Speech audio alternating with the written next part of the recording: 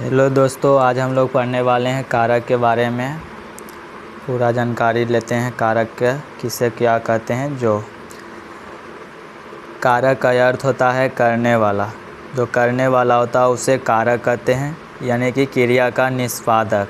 जब किसी संज्ञा या सर्वनाम पद का संबंध वाक्य में प्रयुक्त अन्य पदों व क्रिया के साथ जाना जाता है, उसे ही कारक कहते हैं। कारक में एक विभक्ति चिन्ह होता है। विभक्ति किसे कहते हैं? जो कारक को प्रकट करने के लिए प्रयुक्त किए जाने वाले चिन्ह विभक्ति चिन्ह कहलाता है या विभक्ति कहलाता है। विभक्ति को प्रसर्ग भी कहा जाता है। भेद में हिंदी में कारक 8 प्रकार के होते हैं। इसको हमेशा याद रखना है कि हिंदी में कारक के 8 भेद होते हैं। अब उसमें से पहला होता है कर्ता कारक। कर्ता कारक होता है पहला। दूसरा में होता है कर्म कारक। दूसरा में होता है कर्म कारक। तीसरा में होता है करण कारक। करण कारक के बाद होता है संप्रदान कारक। यहाँ देख सकते हैं संप्रदान कारक। अगला होता है 5 नंबर में आपादान कारक। आपादान कारक। और 6 नंबर में होता है संबंध कारक। 7 नंबर में होता है अधिकरण कारक। और 8 नंबर में होता है संबोधन कारक। संबोधन कारक है। अब इसके बारे में हम सभी को एक एक कर पढ़ते हैं। कर्ता कारक में क्या होता है कि कर्ता कारक क्रिया करने वाले को व्याकरण में कर्ता कारक कहते हैं। जो क्रिया करता है कि काम, जैसे मैं खाता हूँ, खाने वाला कौन है? मैं। तो मैं ही कर्ता कारक होता है। कर्ता कारक का चिन्ह होता है ने। यह संज्ञा अथवा सर्वनाम ही होता है तथा क्रिया से उसका संबंध होता है, यानी कि विभक्ति का प्रयोग सकर्मक क्रिया के साथ ही होता है। वह भी भूतकाल में होता है। जैसे कि एग्जाम्पल में हम लोग समझ सकते हैं एग्जाम्पल में कि राधा ने नृत्य किया, श्याम ने पत्र लिखा, मीना ने गीत गाया, उसने पढ़ाई की होती तो पास हो जाता। तो यहाँ पे इन सब में जो काम करने वाला होता है राधा हो गया, लिखने वाला कौन है? तो श्याम हो गया, गीत गाने वाला मीना हो गया, पढ़ाई करने होती तो उसने। इन सब है कर्ता कारक। अब उसी तरह हम पढ़ने वाले हैं अब कर्म कारक। कर्म कारक किसको कहते हैं? जो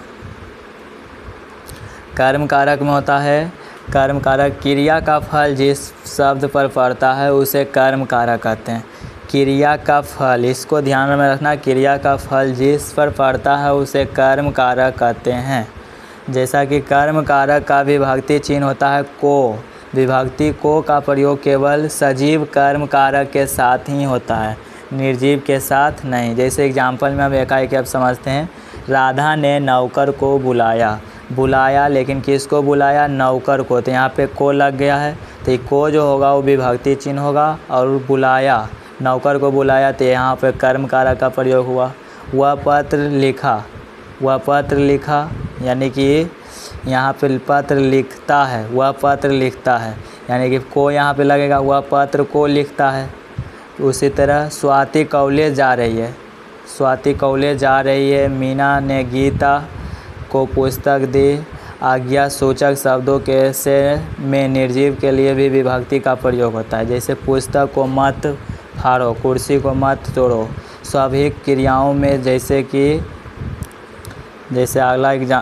अगला में है कि उसको प्यास लगी है, राम को बुखार है। यहाँ पे देख सकते हैं इन सब जितना भी एग्जाम्पल लिया गया है सब है कर्म कारक का है। अगला पढ़ते हैं अब करण कारक। करण कारक में होता है कि करण का शाब्दिक अर्थ होता है साधन। शाब्दिक अर्थ होता है सीधा साधन। याद रखना है कि वाक्य में कर्ता जिस साधन या माध्यम से क्रिया करता है अथवा क्रिया का साधन को करण कारक कहते हैं। करण कारक की विभक्ति से व के द्वारा, जैसे कि मैं कलम से लिखता हूँ, तो यहाँ पे से जो आ गया, से होता है करण कारक का विभक्ति। जैसे मैंने गिलास से पानी पिया, सानिया बैट से खेलती है, मैंने दूरबीन से पहाड़ों को देखता हूँ। करण कारक के अन्य प्रयोग इस प्रकार हैं, जैसा कि हम लोग देख सकते हैं यहाँ पे कि करण कारक के अन्य प्रयोग इस प्रकार हैं कि क्रिया संपादित करने के क्रम में जैसे प्रिय पेंसिल से चित्र बनाती है। जो चित्र बनाने का काम हो रहा है किसके साधन से हो रहा है? पेंसिल के साधन से। अगर पेंसिल नहीं रहेगा तो चित्र नहीं बनेगा। तो जिसके साधन से होता है क्रिया उसी को बोलते हैं करण कारक। समझ में आ रहा होगा। आगे है आज्ञाजनिक वाक्य, जैसे ध्यान से अध्ययन करो, ध्यान से अध्ययन करो, स्कूटर से नहीं, साइकिल से स्कूल जाओ।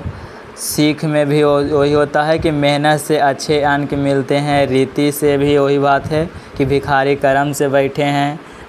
राम हृदय से ही दयालु है, वह स्वभाव से ही कंजूस है। फिर सेब किस भाव से दे रहे हो? तो से जिसमें लग रहा है यानी कि जो चीज़ में से लग रहा है हम समझ जाएंगे करण कारक का ही वाक्य है। अगला कारक देखते हैं। अगला कारक से पहले थोड़ा सा और है कि किसी दिखाने के लिए, कमी दिखाने के लिए बुखार से बहुत कमज़ोर हो गया। जैसे कि वह अक्ल से अंधा है, यानी कि प्रार्थना, वह अक्ल से अंधा है, कमज़ोर दिखाना। या प्रार्थना में निवेदन ईश्वर से सद्बुद्धि मांगे। तो इन सब में सभी में हो जाएगा करण कारक। संप्रदान कारक अब देखते हैं। संप्रदान कारक अब अगले वीडियो में देखेंगे। जब तक अगले वीडियो देखने के लिए चैनल को सब्सक्राइब कर रख लो और लाइक शेयर सब्सक्राइब ज़रूर करना। अगला वीडियो देखने के लिए वीडियो को यहीं पे ख़त्म करते हैं।